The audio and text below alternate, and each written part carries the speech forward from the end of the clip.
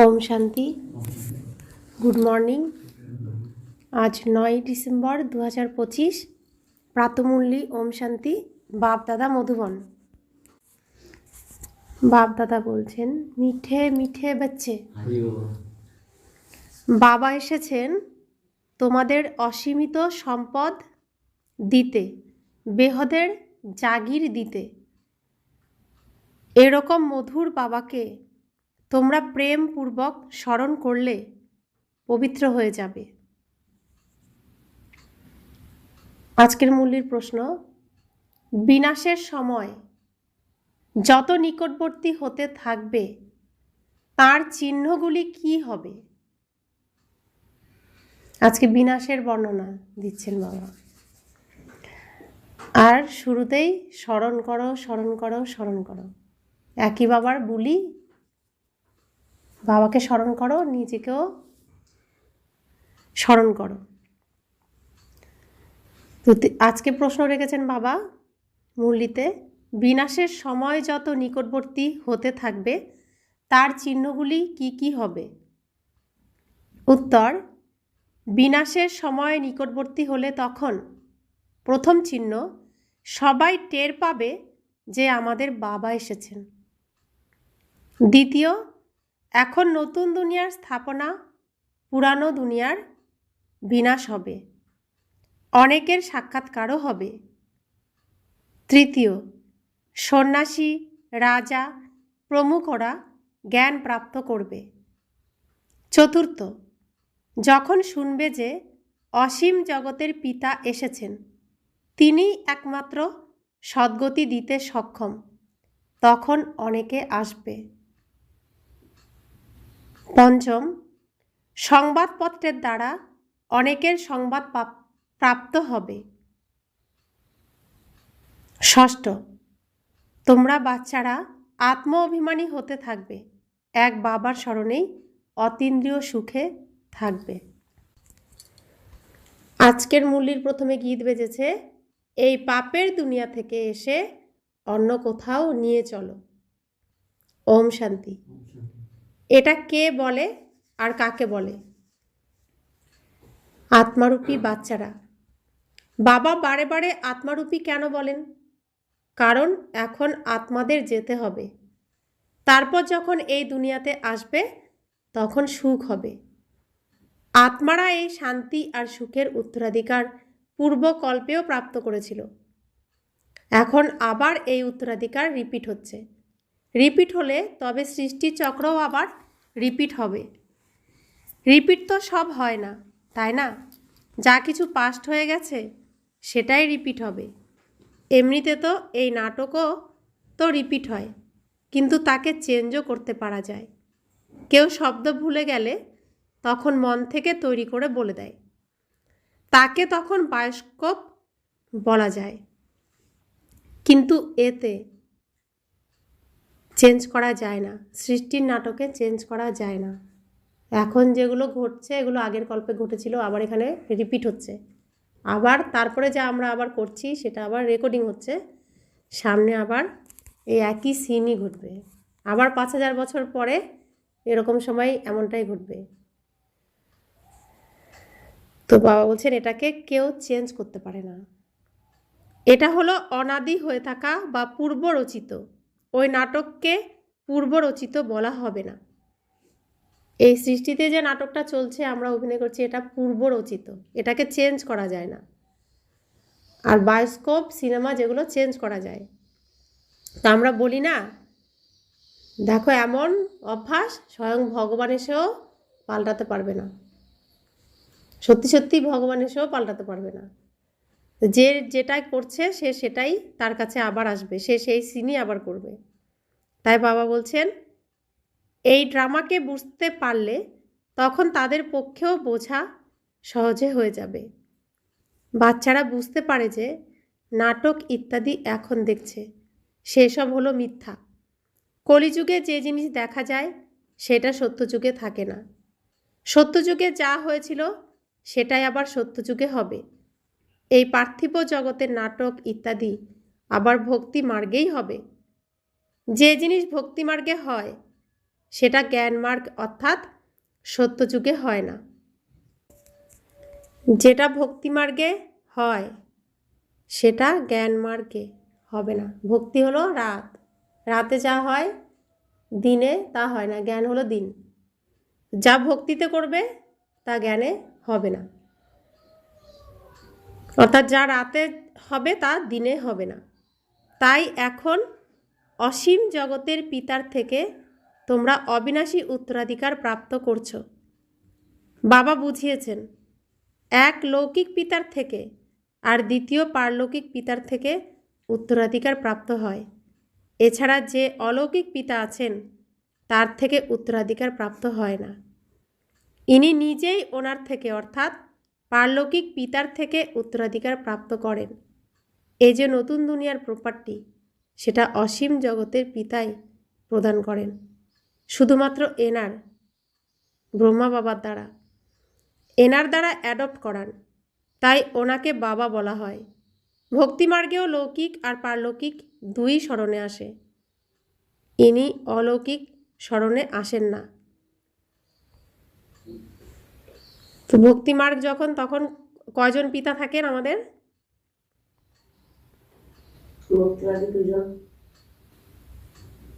জ্ঞান মার্গে কয়জন থাকে? একজন। আর এই সঙ্গম যুগে 3 জন পিতা থাকে। 3 জন পিতা কে কে? লৌকিক বাবা, অলৌকিক বাবা, পারলৌকিক বাবা। লৌকিক শরীরের পিতা, অলৌকিক ব্রহ্মা বাবা, আর পারলৌকিক সত্য পিতা, সবসময়ের জন্য পিতা। তো 3 জন পিতা এই সময় আমরা পাই এই সঙ্গম যুগে। তো ভক্তি মার্গে 2 জন পিতা, শরীরের পিতা আর পারলৌকিক পিতা। আর এখন সঙ্গম যুগে 3 জন পিতা। আর জ্ঞান মার্গে সত্যযুগ ত্রেতা যুগে শুধু শরীরের পিতাকেই জানবে, পারলৌকিক পিতাকেও স্মরণ করবে না। তাই বাবা বলছেন, ভক্তি মার্গেও লৌকিক আর পারলৌকিক দুই স্মরণে আসে। ইনি অলৌকিক ব্রহ্মা বাবা অলৌকিক স্মরণে আসেন না, কারণ এনার থেকে কোনো উত্তরাধিকার পাওয়া যায় না, প্রাপ্ত হয় না। বাবা শব্দটি তো ঠিকই আছে, কিন্তু এই ব্রহ্মাও তো হলেন রচনা। রচনার রচয়িতার থেকে উত্তরাধিকার প্রাপ্ত হয়। রচনার রচয়িতার থেকে উত্তরাধিকার প্রাপ্ত হয়, অর্থাৎ যে রচনা করছেন তার কাছ থেকেই উত্তরাধিকার প্রাপ্ত হবে, বাকি আর কারো কাছ থেকে উত্তরাধিকার প্রাপ্ত হবে না। তা আমাদের রচনা করছেন কে? শিব বাবা। পাবো কার কাছ থেকে? শিব বাবার কাছ থেকেই। তো অন্য কারো কাছে চাইলে সে কি দেবে? সেখানেও শিব বাবা দেবেন। সে আবার শিব বাবার কাছেই চেয়ে দেবেন।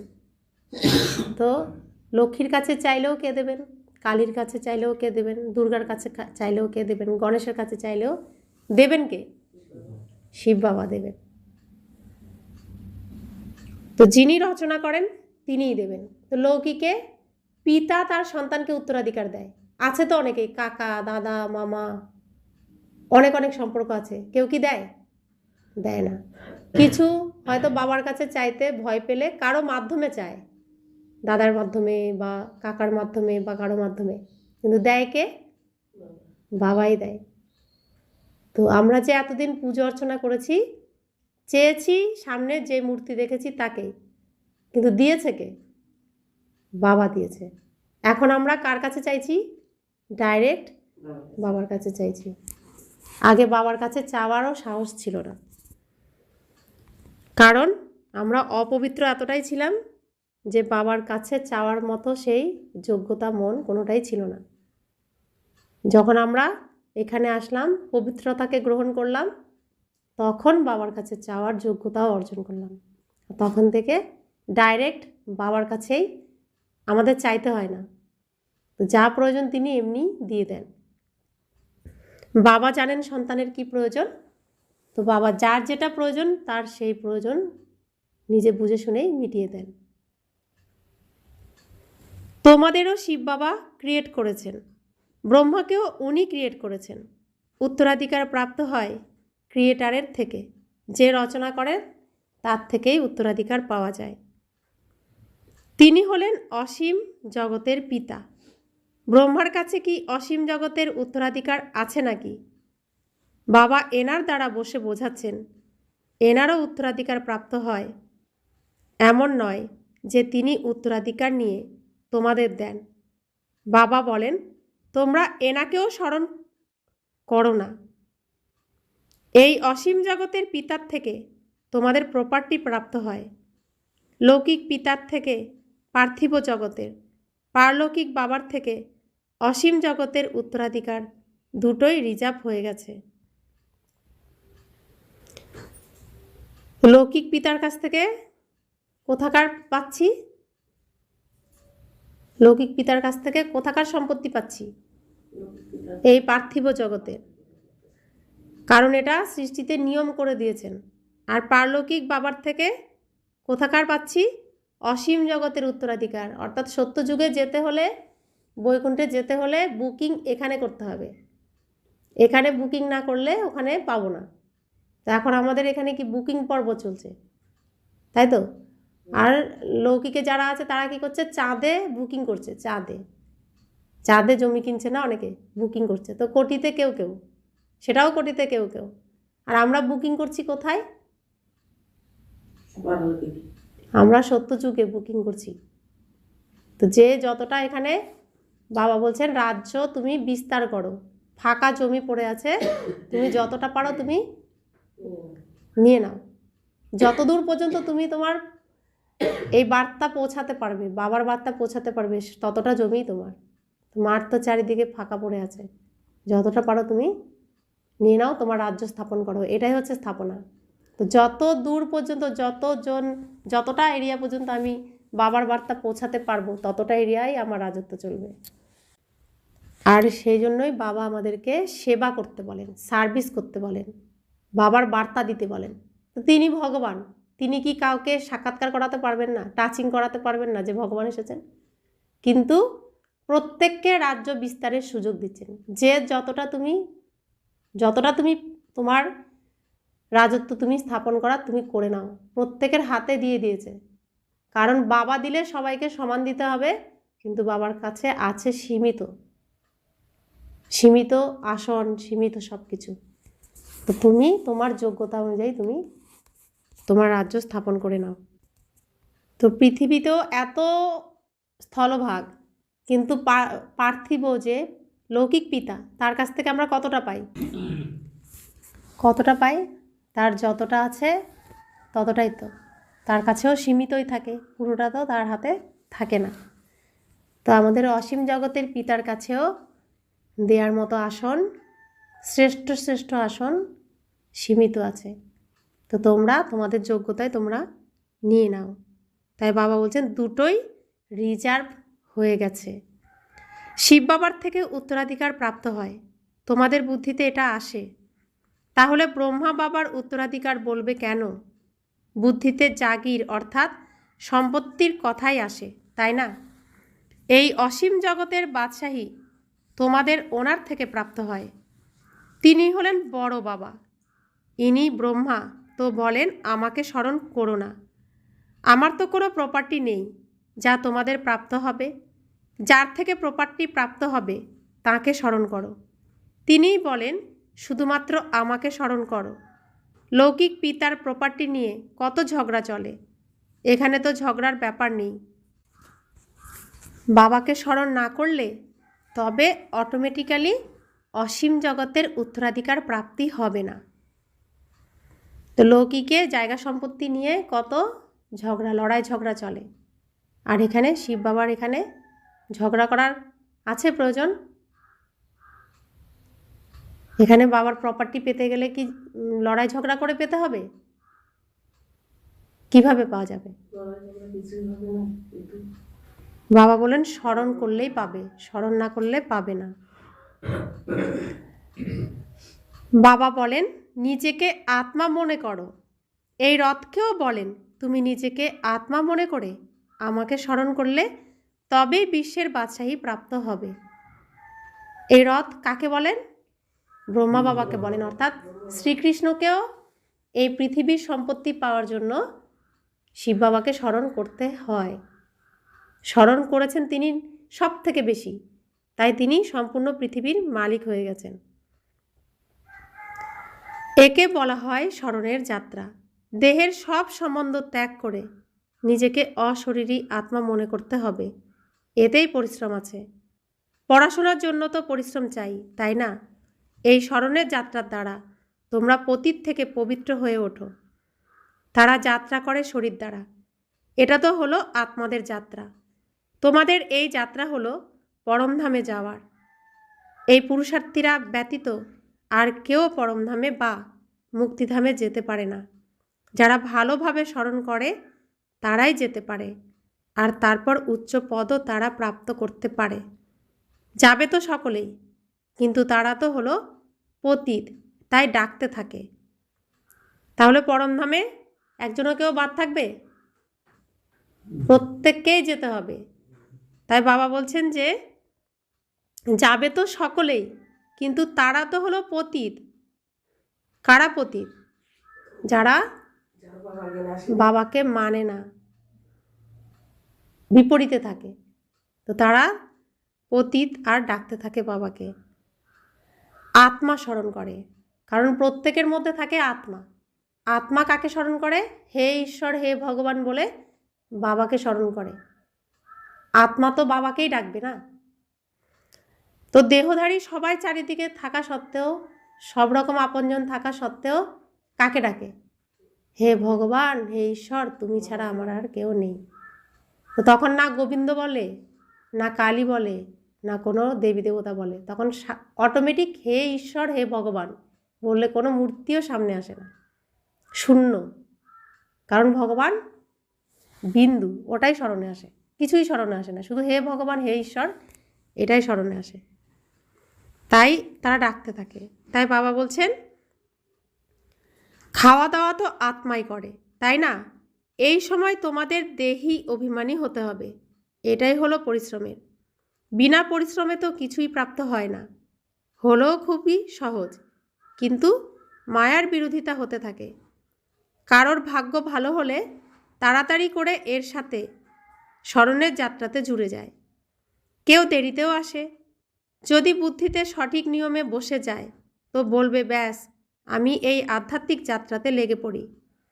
এরকম তীব্র গতিতে লেগে পড়লে ভালো রকম প্রতিযোগিতা হতে থাকে। বাড়িতে থেকেও বুদ্ধিতে এসে যাবে, এটা তো খুবই ভালো, রাইট কথা। আমরা নিজেদের আত্মা মনে করে পতিত পাবন বাবাকে স্মরণ করি। বাবার আদেশ অনুযায়ী চললে তবে পবিত্র হতে পারবো। হব তো অবশ্যই, পুরুষার্থের ব্যাপার। এটা হলো খুবই সহজ।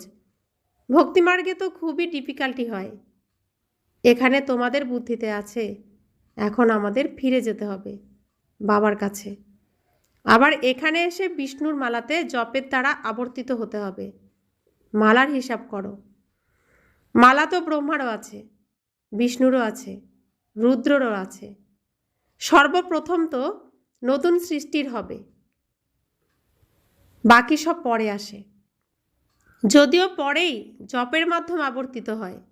বলবে তোমাদের উঁচুকুল কি? তোমরা বলবে বিষ্ণুকুল। আমরা আসলে বিষ্ণুকুলের ছিলাম, তারপর ক্ষত্রিয় কুলের হয়েছি। আবার তার থেকে জ্ঞাতি বর্গ বের হয়। এই নলেজ থেকে তোমরা বুঝতে পারো জ্ঞাতি বর্গ তৈরি হয় কি করে। তো এই যে সৃষ্টির রচনা কিভাবে চলছে আমরাই সেটা অনুভব করতে পারছি। প্রথম শুরু হলো কাকে দিয়ে রচনা? প্রথম রচনা শুরু হলো ব্রহ্মা বাবাকে দিয়ে, যিনি হবেন শ্রীকৃষ্ণ। অর্থাৎ প্রথম রচনা শ্রীকৃষ্ণ, আর তার দ্বারা বাকি সব রচনা হচ্ছে। তো সৃষ্টির রচনা কিভাবে হচ্ছে? পরমাত্মা পুরুষ, ব্রহ্মার শরীর নারী। তো এই প্রকৃতি আর পুরুষের মিলনে এই সৃষ্টিতে আবার নতুন সৃষ্টির রচনা হচ্ছে। অর্থাৎ আমরা আত্মাদেরও এখানে শিব বাবা ব্রহ্মা বাবার দ্বারা, সংকল্পের দ্বারা রচনা করছেন। তো আমাদের কোন জন্ম হয়েছে এখানে? অলৌকিক জন্ম। তো সৃষ্টির রচনাতে আমরাই প্রথম দিকে রচিত হচ্ছি। তো এভাবেই রচনা হচ্ছে। তো আমরা হচ্ছি পূর্বজাতমা।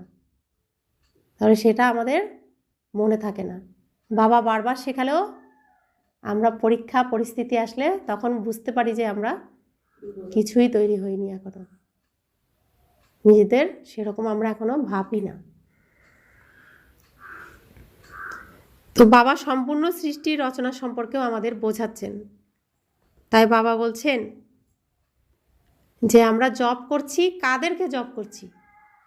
যারা সৃষ্টির শুরুতে এই পুরুষার্থের দ্বারা, নিজেদের প্রচেষ্টার দ্বারা এই শ্রেষ্ঠ শ্রেষ্ঠ আসন গ্রহণ করেছেন, তাদেরকেই আমরা স্মরণ করছি, জপ করছি।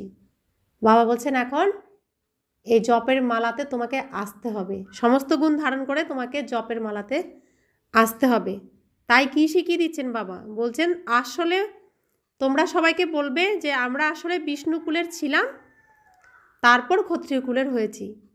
আবার তার থেকে জ্ঞাতিবর্গ বের হয়।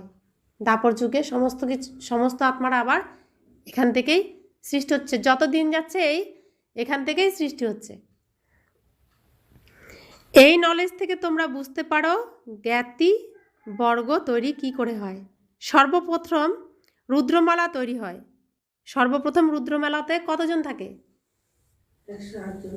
108 জন থাকে। তো এই মালায় প্রথমে তৈরি হয়, রুদ্রমালায় প্রথমে তৈরি হয়। সর্বোচ্চ জ্ঞাতিবর্গ হলো এই 108 জন। বাবা বুঝিয়েছেন এটা হলো তোমাদের খুবই উঁচু কুল। এটাও বুঝতে পারা যায় যে অবশ্যই সমগ্র দুনিয়ারই ঈশ্বরীয় সংবাদ প্রাপ্ত হবে। তো 108 জন যারা মালার দানাতে এসেছেন, যারা এই পুরুষার্থের দ্বারা, এই পড়াশোনার দ্বারা এসেছেন, তো তারাই হলেন প্রথম জ্ঞাতিবর্গ, পূর্বজ।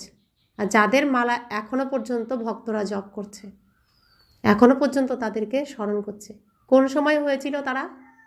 কোন সময় অর্জন করেছিল? 5000 বছর আগে।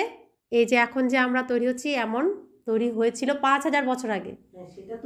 এখনো পর্যন্ত এখানে স্মরণ করছে। তারা সত্যযুগে বিষ্ণুর রাজধানীতে, বিষ্ণুর সভাতে 108টা সিংহাসনে তারা রাজ দরবারে বসেন।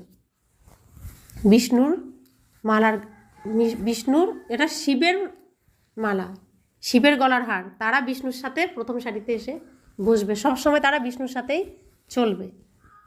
তো সেজন্য সত্যযুগের আগের ঘটনা, আগের কল্পের, এই সঙ্গম যুগের এখনও আমরা জপ করি, তাদের নাম স্মরণ করি এখনো পর্যন্ত।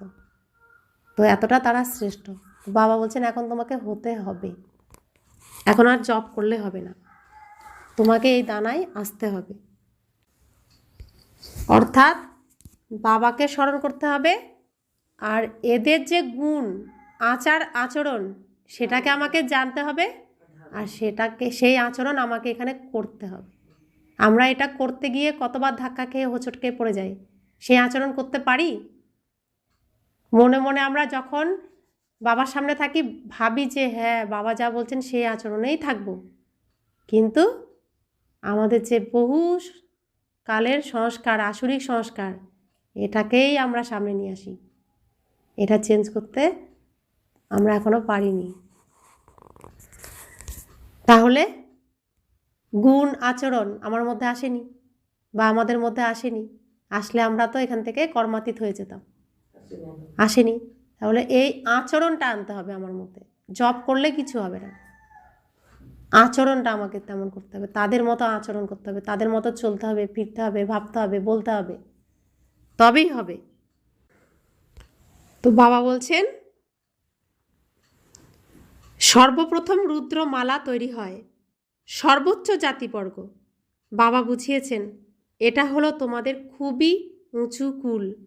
এটাও বুঝতে পারা যায় যে অবশ্যই সমগ্র দুনিয়ারই ঈশ্বরীয় সংবাদ প্রাপ্ত হবে। যেমন কেউ কেউ বলে যে ভগবান অবশ্যই কোথাও এসেছেন, কিন্তু জানতে পারা যাচ্ছে না। পরিশেষে জানতে তো পারবে সকলেই। সংবাদপত্রে পড়বে, এখন তো অল্প দেয়, এমন নয় যে একটা সংবাদপত্রই সবাই পড়ে। লাইব্রেরিতেও পড়তে পারে, কেউ 2 থেকে 4টে সংবাদপত্রও পড়তে পারে, কেউ একদমই পড়ে না। তো বাবা বলছেন সব সংবাদপত্রেই এখন বাবার সংবাদ দাও। কেউ কেউ একটা সংবাদপত্রই পড়ে, সবসময় ফলো করে, কেউ লাইব্রেরিতে গিয়ে সংবাদপত্র পড়ে, কেউ তো সব রকমই সংবাদপত্র পড়ে। তাই সব রকম সংবাদপত্রেই বাবার পরিচয়, বাবার খবর দিতে বলছেন বাবা। তো বাবা বলছেন কেউ একদমই আবার পড়ে না। এটা সকলেই জানতে পারে যে বাবা এসে গেছেন। বিনাশের সময় নিকটবর্তী হলে তখন বুঝতে পারবে। নতুন দুনিয়া স্থাপন, পুরানো দুনিয়ার বিনাশ হয়। অনেকের সাক্ষাৎকারও হবে। সন্ন্যাসীদের, রাজাদের জ্ঞান প্রদান করতে হবে তোমাদের। অনেকের ঈশ্বরীয় সংবাদ প্রাপ্ত হবে। যখন শুনবে অসীম জগতের পিতা এসেছেন, তিনিই একমাত্র সদ্গতি দাতা, তখন অনেকেই আসবে। এখনও সংবাদপত্রে তেমন আনুষ্ঠানিকভাবে কিছু প্রকাশিত হচ্ছে না। তার মধ্যেও কেউ কেউ বেরিয়ে এসে জিজ্ঞাসাবাদ করবে। বাচ্চারা বুঝতে পারে আমরাই শ্রীমত অনুযায়ী সত্যযুগে স্থাপনা করছি। এটা হলো তোমাদের নতুন মিশন, প্রচার সমিতি। তোমরা হলে ঈশ্বরীয় মিশনের ঈশ্বরীয় সদস্য। যেমন খ্রিস্টান মিশনের খ্রিস্টান সদস্য হয়ে যায়, তোমরা হলে ঈশ্বরীয় সদস্য। সেজন্য গায়ন আছে, অতীন্দ্রিয় সুখ কি তা গোপ গোপিনীদেরকে জিজ্ঞাসা করো। যারা আত্মঅভিমানী হয়েছে এক বাবাকে স্মরণ করতে হবে। বাবা বলছেন যে অতীন্দ্রিয় সুখ কাকে বলে তা গোপ গোপিনীদেরকে জিজ্ঞাসা করো। যারা আত্মঅভিমানী হয়েছে তাদেরকে জিজ্ঞাসা করো। এক বাবাকে স্মরণ করতে হবে, দ্বিতীয় কাউকে নয়। এই রাজযোগ একমাত্র বাবা শেখান। তিনিই হলেন গীতার ভগবান। সবাইকে এই বাবারই নিমন্ত্রণ বা ঈশ্বরীয় সংবাদ দিতে হবে। এছাড়া সব ব্যাপার হলো জ্ঞানের শৃঙ্গার।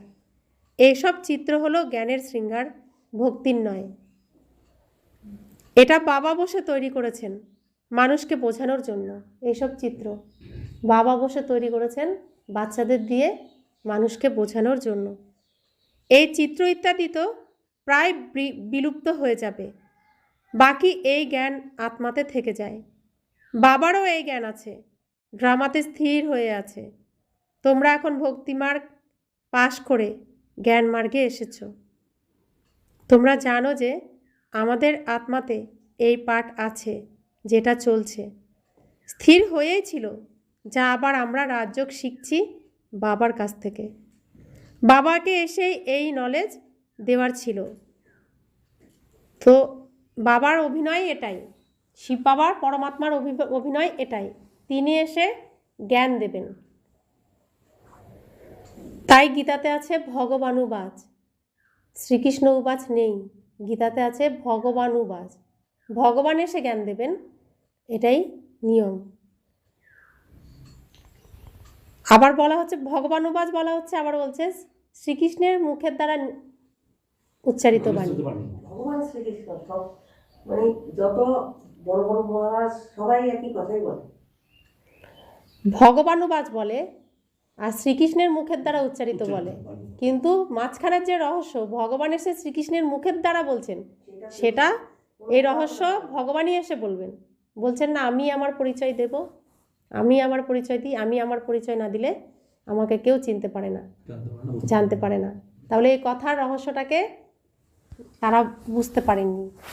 তাহলে তিনি যে এসে জ্ঞান দেবেন, এটাই এই পৃথিবীর নাটকে তার ভূমিকা।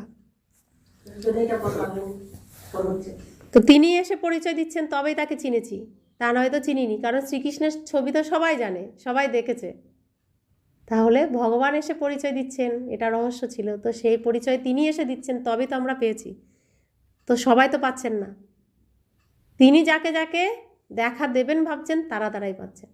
আর যারা দেখার মতো বুদ্ধি আছে তারাই দেখতে পাচ্ছে, সবাই দেখতে পাচ্ছে না। তাই কোটিতে কেউ কেউ। তো বাবা বলছেন ভক্তিমার্গে পাশ যারা করেছে তারা জ্ঞান মার্গে এসেছে। তো পৃথিবীতে সবাই ভক্ত, তাই তো? কিন্তু জ্ঞান কতজন পাচ্ছে? ভক্তিতেও পাশ করতে হবে। বলছে নবদা ভক্তি, খাঁটি ভক্তি যারা করবে খাঁটিকে তারাই পাবে। তো পাশ করতে হবে সেখানেও, ভক্তিও করতে হবে মন থেকে খাঁটিভাবে, সত্য মনে, তবেই এই জ্ঞান মার্গে আসা সম্ভব। এর জন্য গীতাতে কি আছে? স্থূল জিনিস দিয়ে পুজো করার পরে জ্ঞান যোগ, ভক্তি যোগ, জ্ঞান যোগ, ধ্যান যোগ আছে না পরপর? আছে তো, পরপরই আছে। তো ভক্তির পরে আসবে জ্ঞানে, জ্ঞান যোগে, জ্ঞানের পরে আসবে ধ্যানে, স্মরণের যাত্রায়। তারপর এই এই প্রত্যেকটি পথ পার হয়ে তারপরে যাবে বৈকুণ্ঠে। আমরা তো গীতা একদম রানিং পড়ে ফেলেছি।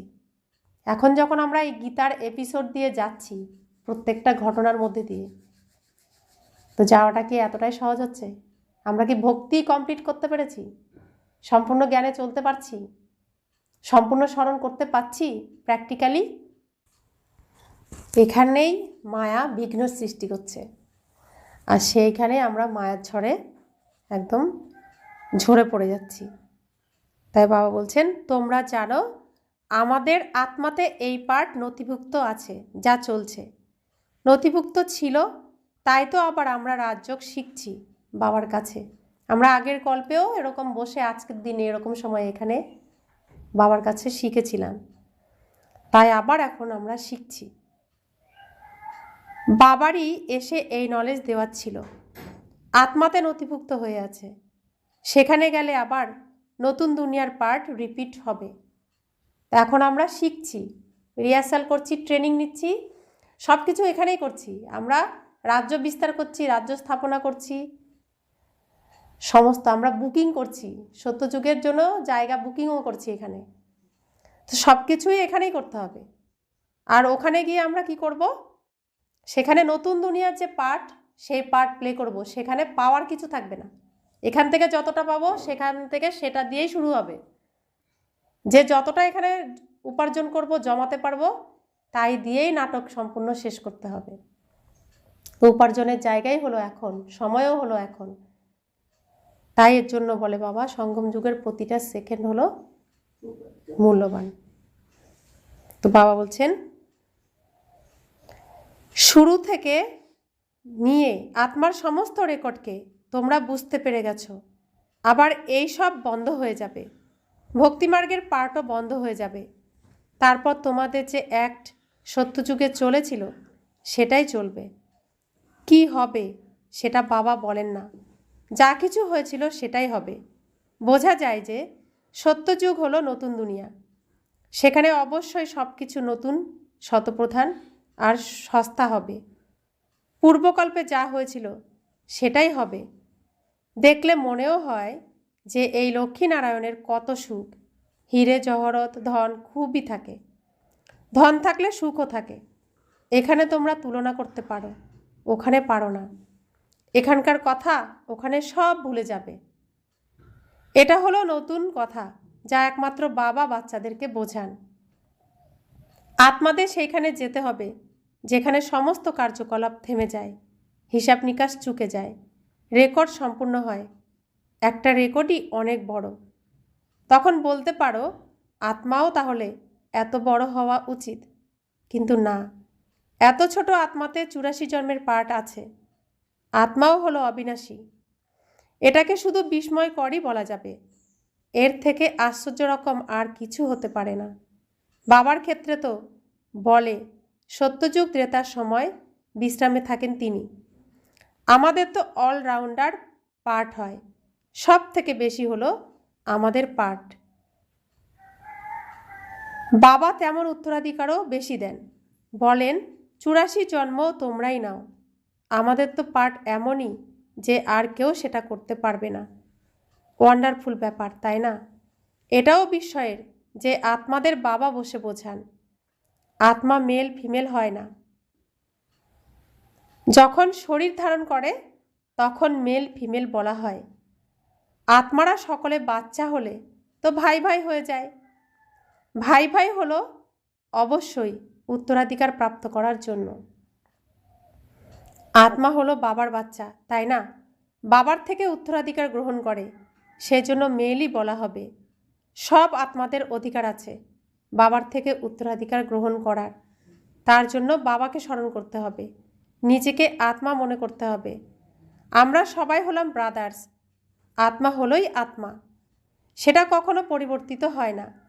এছাড়া শরীর কখনো মেলের কখনো ফিমেলের ধারণ করা হয়।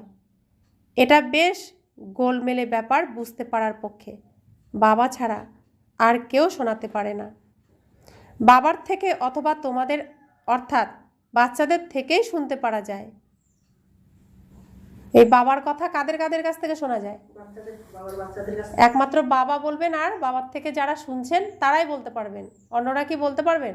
অন্যরা জানে না, বলবে কি? তাই বাবা বলছেন যে এসব কথা, এসব ব্যাপার আর কেউ শোনাতে পারে না। এটা বেশ গোলমেলে ব্যাপার, বুঝতে হবে খুব একাগ্র মনে। বাবা বলছেন এটা বেশ গোলমেলে ব্যাপার বুঝতে পারার পক্ষে। বাবা ছাড়া আর কেউ শোনাতে পারে না, বোঝাতেও পারে না বাবা ছাড়া। বাবার থেকে অথবা তোমাদের অর্থাৎ বাচ্চাদের থেকেই শুনতে পারা যায় বা বুঝতে পারা যায়।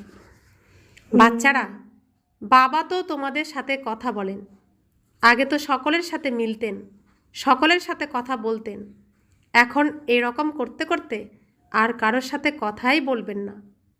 সনসোজ ফাদার, তাই না? বাচ্চাদেরকেই পড়াতে হবে। বাচ্চারা, তোমরাই অনেককে সার্ভিস করে নিয়ে আসতে পারো। বাবা বুঝতে পারেন এই বাচ্চা অনেককে নিজ সম বানিয়ে নিয়ে আসছে। এরা বড় রাজা হবে, এরা ছোট রাজা হবে। তোমরা হলে আত্মারূপী সেনা, যারা সবাইকে রাবণের শৃঙ্খল থেকে মুক্ত করে নিজের মিশরে, নিজের সমিতিতে নিয়ে আসো।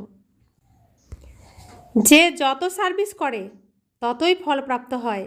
যারা বেশি ভক্তি করেছে তারাই বেশি সুবুদ্ধি সম্পন্ন হয়ে যায় আর উত্তরাধিকার প্রাপ্ত করে নেয়। এটা হলো পড়াশোনা। ভালো করে পড়াশোনা না করলে ফেল করে যাবে। পাঠ খুবই সহজ, বুঝতে পারা আর বোঝাতে পারাও হলো সহজ।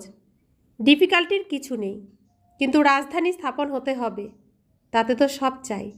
পুরুষার্থ করতে হবে, তার দ্বারাই আমরা উচ্চ পদ প্রাপ্ত করব। মৃত্যুলোক থেকে ট্রান্সফার হয়ে অমরলোকে যেতে হবে। যত পড়াশোনা করবে অমরপুরীতে ততই উচ্চ পদ প্রাপ্ত করবে। বাবাকে ভালোবাসতেও হয়, কারণ উনি হলেন অত্যন্ত ভালোবাসার জিনিস, প্রেমের সাগরও তিনি। তোমাদের সকলের ভালোবাসা একরকম একরস নয়। কেউ স্মরণ করে, কেউ করে না। কারোর বোঝানোর নেশাও থাকে। এটা বড় টেম্পটেশন। অন্যকে বোঝানোর জন্য মন ছটপট করতে থাকে। কেউ এলে তাকে বলতে হবে এটা হলো ইউনিভার্সিটি, এটা হলো স্পিরিচুয়াল পড়াশোনা। এরকম চিত্র আর কোনো স্কুলে দেখা যায় না। দিনে দিনে আরও চিত্র বেরোতে থাকবে, সেসব মানুষ দেখলেই বুঝে যাবে। সিঁড়ি হলো খুবই সুন্দর, কিন্তু দেবতা ধর্মের না হলে তবে সেটা বোধগম্য হবে না। যারা এই কুলের হবে তাদের তীর বিঁধবে। যারা আমাদের দেবতা ধর্মের পাতা হবে তারাই আসবে। তোমাদের ফিল, তোমাদের অনুভব হবে এ তো খুবই আগ্রহ নিয়ে শুনছে, কেউ তো এমনিই চলে যাবে। বাবা প্রত্যেক দিন নতুন নতুন কথাও বাচ্চাদের বোঝাতে থাকে। তো পৃথিবীতে কোটি কোটি কোটি কোটি আত্মা, সবাইকেই বাবার খবর দিতে হবে, একজনও বাদ যেন না যায়। কিন্তু এই কোটি কোটির মধ্যে যে স্পেশাল স্পেশাল যারা দেবকুলের আত্মা, যারা এই ঝাড়ের পাতা হবে, তারা একটুখানি শুনলেই চলে আসবে। আর যারা এই কুলের হবে না তারা চলে যাবে। তো বাবা বলছেন সার্ভিসের খুব বড় শখ থাকা চাই। যারা সার্ভিসে তৎপর থাকবে তারাই বাবার হৃদয়েও স্থান পাবে আর সিংহাসনেও বসতে পারবে। যত এগোবে তোমাদের সব সাক্ষাৎকার হতে থাকবে, সেই খুশিতে থাকবে তোমরা। দুনিয়াতে তো হাহাকার খুবই হবে, রক্তের নদীও বইবে। বাহাদুর বাচ্চারা যারা সার্ভিসে সদা তৎপর তারা কখনো ক্ষুধায় মরবে না। কিন্তু এখানে তো তোমাদের বনবাসে অতি সাধারণভাবে থাকতে হবে। সুখও সেখানেই তোমাদের প্রাপ্ত হবে। তো বাবা বলছেন, বিনাশের সিন দেখিয়ে দিচ্ছেন বাবা, যে যত এগোতে থাকবে তত সব সাক্ষাৎকার হতে থাকবে আর খুশিও থাকবে। আর এই দুনিয়াতে হাহাকার খুবই হবে, রক্তের নদীও বইবে। যারা বাহাদুর বাচ্চা তারা সার্ভিসে তৎপর থাকবে, তারা কখনো ক্ষুধায় মরবে না। যারা সার্ভিস করবে তারা ক্ষুধায় মরবে না। যারা সার্ভিস করবে না তাদের কিন্তু বাবার দায়িত্ব নেবেন না। যারা সার্ভিস করবেন, বাবার বাচ্চা হলো বাবার সব যারা সার্ভিস করবেন, অন্যকে বাবার কাছে আনার সার্ভিস করবে, তাদেরকে বাবা রক্ষা করবেন, তাদেরকে খেতে দেবেন। যারা বাবার থেকে বিচ্ছেদ করবে তাদেরকে তিনি খাওয়াবেন, খাওয়াবেনও না, দেখবেনও না। তাদেরকে তিনি, তাদের দায়িত্ব কি তিনি নেবেন? সবসময় বাবার হারিয়ে যাওয়া বাচ্চাদেরকে বাবার সাথে মিলিয়ে দিতে হবে, এটা হচ্ছে শ্রেষ্ঠ কর্ম। আর যদি বাবার থেকে বাবা খুঁজে এনেছেন সেই বাচ্চাকে আমি যদি বিচ্ছেদ করাই, তাহলে সেই বাচ্চার দায়িত্ব বাবা নেবেন? সেই বাচ্চাকে তো ধীরে ধীরে কি করবে? সরিয়ে দেবে সাইড করে, সমুদ্রের মতো। তাহলে কোন বাচ্চারা ক্ষুধায় মরবে না? শেষ পর্যন্ত বাবা কাদের খাইয়ে পড়িয়ে রাখবেন? যারা বাহাদুর বাচ্চা, যারা সার্ভিসে তৎপর থাকবে, তারা কখনো ক্ষুধায় মরবে না। কিন্তু এখানে তো তোমাদের বনবাসে অতি সাধারণভাবে থাকতে হবে। এখানে বেশি বেশি খেলে হবে না, এখানে বেশি ভোগ করলে হবে না। যেটুকু শরীরের জন্য প্রয়োজন সেটুকু বস্ত্র, সেটুকু অন্ন, সেটুকু ঘুমানোর জায়গা, অনেক বেশি বেশি এখানে প্রয়োজন হয়। বনবাসে কি একটু কুঠির, একটু ঘুমানোর জায়গা, ফলমূল, শুদ্ধ সাধারণ আহার, এটাই আমাদের এখানে করতে হবে। আর রাবণ তো চারিদিকে ভোগের জন্য সমস্ত, কোনটা নেই? কোথাও যাওয়া তার কত সুন্দর ব্যবস্থা, খাওয়া কত সুন্দর ব্যবস্থা, মানে সমস্ত কিছুর এভেলেবেল, আকর্ষণ আকর্ষণ আকর্ষণ। বাবা বলছেন এর মধ্যে থেকে তোমাকে বনবাসে থাকতে হবে। শরীরের জন্য যেটুকু প্রয়োজন সেটুকু সাধারণ আহারই করবে, শরীরকে ঢাকার জন্য যেটুকু প্রয়োজন সেটুকু বস্ত্রই তুমি ব্যবহার করবে, অতিরিক্ত কিছু করবে না। কারণ এখানে বেশি ব্যবহার করলে কি হবে? ওখানে পাবো না, আর সে ওই সময় খেতেও পাবে না, কারণ ভোগ হয়ে যাচ্ছে। এখানে যতটুকু জমাচ্ছি এখানে খেয়ে ফেলছি। তাহলে যদি আমি জমিয়ে না রাখি তো সেই সময় বিপদের সময় সেটা তো কাজে আসবে না, আমার তো খালিই থাকবে। তাই বলছেন এখানে খুবই সাধারণ থাকতে হবে। সুখও সেখানেই তোমাদের প্রাপ্ত হবে। কন্যাদেরও তো অত্যন্ত সাধারণভাবে রাখা হয়, তাই না? বনবাসের মতো। শ্বশুরবাড়ি গিয়ে শাড়ি গহনা পরে খুব সুসজ্জিত থাকুক। তোমরাও শ্বশুরবাড়ি যাচ্ছ, তাই তোমাদেরও সেই নেশা থাকে, সেটা হলোই সুখধাম। তো কন্যারা বিবাহের আগে বেশি তো সাজে না, বিবাহের পরেই সাজে।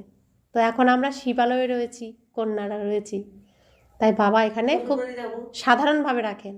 শ্বশুরবাড়ি পাঠালে সব কিছু দিয়ে, শাড়ি গয়না দিয়ে সাজিয়ে গুজিয়ে পাঠাবেন। তো এখানে খুব সাধারণভাবে শিবের কন্যা হয়ে থাকতে হবে। আমরা এখন শিবের কন্যা, শিবালয়ে রয়েছি, শিবপুরীতে রয়েছি, বাবার ঘরে রয়েছি। তো জীবিত থেকে ভগবানের কাছে এসেছি, আর এটাই এই শ্রেষ্ঠ জন্ম পেয়েছি। আর এই জন্ম এখানেই আমরা এখন গর্ভাবস্থায় রয়েছি। আমরা আবার সত্যযুগে নতুন জন্ম হবে। এখন গর্ভাবস্থা রয়েছে আর সেখানে আমাদের জন্ম হবে আবার। তো এখন আমাদেরকে তৈরি হতে হবে ঠিকঠাক করে। আর এখানে আমাদের এই অবস্থাতেই রাবণ মায়ার দ্বারা আমাদেরকে শেষ করার জন্য নানান রকমভাবে চেষ্টা করেন। যেমন শ্রীকৃষ্ণকে শিশু অবস্থায় মারার জন্য কত কিছুই তো আয়োজন হয়েছে, তো ঠিক সেরকম আমাদেরকেও শেষ করার জন্য মায়া নানান রকমভাবে চেষ্টা করেই যাচ্ছে। अच्छा मीठे मीठे सिखिला दे बच्चों प्रति माता पिता बाप दादा का याद प्यार और गुड मॉर्निंग। रूहानी बाप की रूहानी बच्चों को नमस्ते। हम रूहानी बच्चों की रूहानी माता पिता बाप दादा को याद प्यार गुड मॉर्निंग और नमस्ते नमस्ते नमस्ते। शुक्रिया बाबा, शुक्रिया बाबा, शुक्रिया। धारणार जन्य मुख्य सार। प्रथम धारणा, मालाते ग्रंथित हওয়ার জন্য দেহি অভিমানী হয়ে তীব্র গতিতে স্মরণের যাত্রা করতে হবে। বাবার আদেশ অনুযায়ী চলে পবিত্র হতে হবে। বাবা আজকে মালার দানায় ভরে নিচ্ছেন, মালা গাঁথা হয়ে যাচ্ছে বাবার। মালার দানায় বাবা যাতে গাঁথতে পারেন তার জন্য কি করতে বলেছেন? দেহি অভিমানী হয়ে তীব্র গতিতে স্মরণের যাত্রা করতে হবে। এখন শুধু স্মরণের যাত্রাই করতে হবে। দ্বিতীয় ধারণা, বাবার পরিচয় দিয়ে অনেককে নিজ সম বানানোর সার্ভিস করতে হবে। এখানে বড়বাসে থাকতে হবে। অন্তিম হাহাকারের সিন দেখবার জন্য মহাবীর হতে হবে। বরদান, বন্ধনের খাঁচাগুলিকে ভেঙে জীবনমুক্ত স্থিতির অনুভবকারী সত্যিকারের ট্রাস্টি ভব। শরীরের বা সম্বন্ধের বন্ধনই হলো খাঁচা। দায়িত্ব পালনও নিমিত্ত মাত্র হয়ে পালন করতে হবে, বন্ধনে আবদ্ধ হয়ে নয়। তখন বলা হবে নির্বন্ধন। যারা ট্রাস্টি হয়ে দায়িত্ব পালন করে তারাই হলো নির্বন্ধন। যদি কোনো আমিত্ব ভাব থাকে তাহলে সে মায়ার খাঁচায় বন্দী আছে। এখন খাঁচার ময়না পাখি থেকে ফরিস্তা হয়ে যাও। এই জন্য কোথাও অল্প একটুও যেন বন্ধন না থাকে। মনেরও বন্ধন থাকবে না। কি করব, কিভাবে করব, করতে চাই কিন্তু হয়ে ওঠে না, এগুলিও হলো মনের বন্ধন। যখন মর্জিবা হয়ে গেছো তো সব প্রকারের বন্ধন সমাপ্ত। সদা জীবনমুক্ত স্থিতির অনুভব হতে থাকবে। স্লোগান, সংকল্পগুলিকে বাঁচাও, তাহলে সময়, বাণী সব সততই বেঁচে যাবে। অব্যক্ত ইশারা। এখন সম্পন্ন বা কর্মাতীত হওয়ার ধুন লাগাও। কর্মাতীত অর্থাৎ কর্মের যে কোনো বন্ধনের স্পর্শ থেকেও ঊর্ধ্বে এরকম অনুভব বৃদ্ধি হতে থাকবে। কোনো কার্য যেন স্পর্শ না করে, আর করার পর যে রেজাল্ট বের হয় সেটাও যেন স্পর্শ না করতে পারে। একদমই পৃথক ভাব অনুভব হতে থাকবে। মনে যেন হবে কর্মটা অন্য কেউ করাচ্ছে আর আমি নিমিত্ত হয়ে করছি। নিমিত্ত হওয়াতেও পৃথকভাবে অনুভব হবে। যা কিছু পাস্ট হয়ে গেছে ফুল স্টপ লাগিয়ে পৃথক হয়ে যাও। তো আমরা সেবা করি, সার্ভিস করি, সবসময় সফল হই এমনও কথা নয়। সফলতাও আমাদের আসে, আবার সবসময় সফল হয় না। সফল না হলেও সেসব নিয়ে যেন মন খারাপ না করো, আর সফল হলেও যেন আমি করেছি আনন্দে আত্মহারাও না হও। সব করাচ্ছেন তিনি, আর সব ভালোই তিনি করাবেন। শেষ পর্যন্ত সব ভালোই হবে, কারণ বিজয় আমাদের জন্মসিদ্ধ অধিকার, সফলতা আমাদের জন্মসিদ্ধ অধিকার। সফল আমরা হবই হব। ওম শান্তি।